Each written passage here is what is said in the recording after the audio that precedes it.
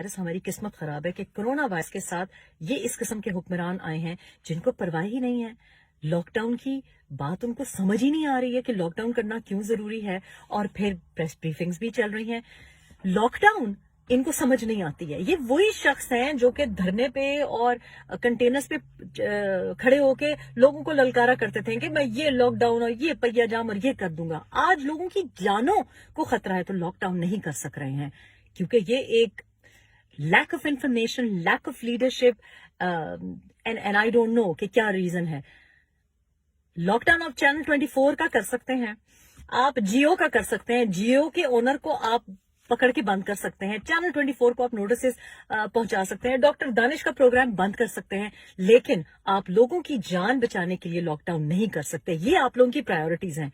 मरियम नवाज को exit control list पे रख सकते हैं, उनको वालिद से मिलने की इजाजत नहीं है, उस पे लॉकडाउन है।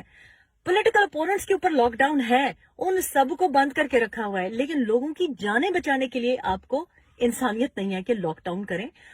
और ऊपर से जो जायरीन के साथ हुआ है बेसिकली, तो इस वक्त ये मैं नहीं चाहती कि सियासी इख्तिलाफ या सियासी इनको क्रिटिसाइज किया जाए, लेकिन एक्चुअली तो जायरीन अगर अच्छी तरीके से कंट्रोल ना होते, अगर अच्छी तरीके से मेरा मतलब है कंट्रोल हो जाते, तो ये पूरी पंजाब में मसला ही ना बनता। और फिर पंजाब अब कौन सा, हमारे पास तो वो वसीम अकरम प्लस है जिसको सीधी बात संभालने का हुनर नहीं है, तो वो कोरोना वायरस जैसी इतना बड़ा अजाब कैसे संभालेगा।